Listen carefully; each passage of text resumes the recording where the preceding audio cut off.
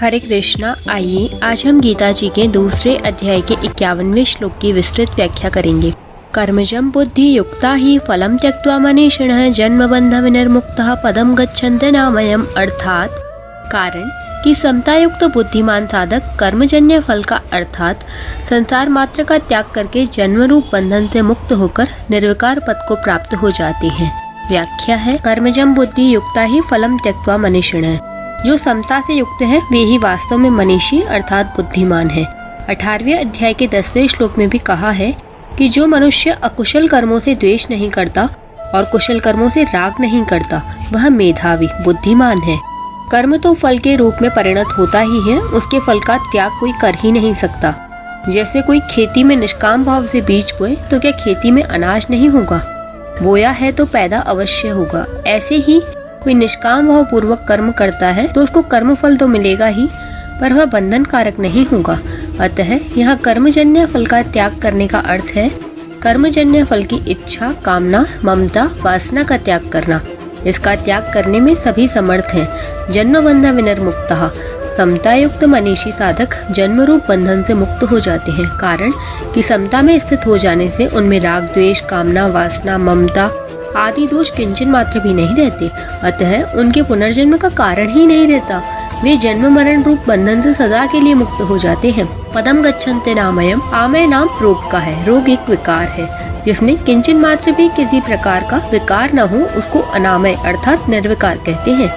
समता युक्त मनीषी लोग ऐसे निर्विकार पद को प्राप्त हो जाते हैं। इसी निर्विकार पद को 15वें अध्याय के 5वें श्लोक में अव्यय पद और 18वें अध्याय के 56वें श्लोक में शाश्वत अव्यय पद नाम से कहा गया है।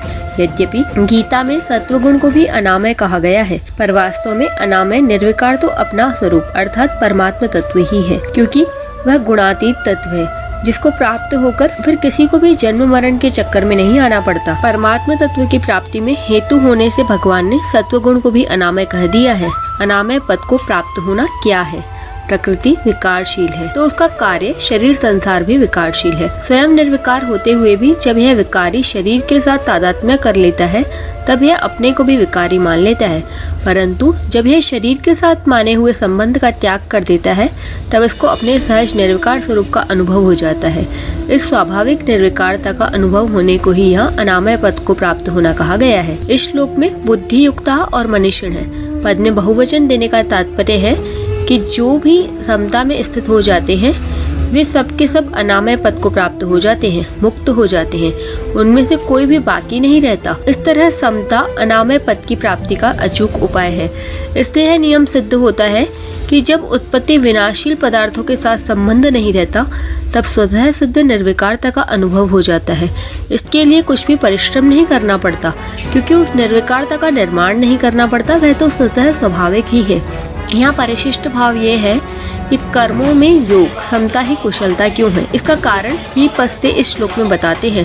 सात्विक कर्म का फल निर्मल है, राजस कर्म का फल दुख है और तामस कर्म का फल मूढ़ता है। इन तीनों प्रकार के फलों का समता युक्त मनुष्य त्याग कर देता है। कर्मजन्य फल के त्याग के दो अर्थ हैं, फल की इच्छा का त्याग करना और कर्मों के फलस्वरूप अनुकूल प्रतिकूल परिस्थिति प्राप्त होने पर सुखी दुखी न होना। वास्तव में उत्पत्ति विनाशील संपूर्ण संसार कर्मफल के सिवाय और कुछ है ही नहीं।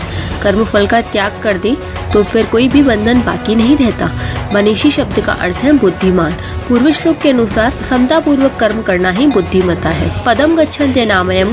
गच्छन्ति पद के 3 अर्थ होते हैं, एक ज्ञान होना, दूसरा गमन करना और तीसरा प्राप्त होना। यहाँ निर्विकार पद की प्राप्ति का अर्थ है जन्म मरण से रहित बने का और निर्विकार पद की स्वतः सिद्ध प्राप्ति का ज्ञान हो जाना। कारण कि नित्य निवृत्ति की ही निवृत्ति होती है और नित्य प्राप्ति की ही प्राप्ति होती है। इस श्लोक से सिद्ध होता है कि कर्मयोग मुक्ति का, कल्याण प्राप्ति का स्वतंत्र साधन है। कर्मयोग से संसार की निवृत्ति और परमात्मा तत्व की प्राप्ति दोनों हो जाते हैं। इस श्लोक में बताए अनामय पद की प्राप्ति का क्रम क्या है, इसे भगवान आगे के 2 श्लोकों में बताएंगे, जिसकी व्याख्या हम कल करेंगे। हरे कृष्णा, राधे राधे।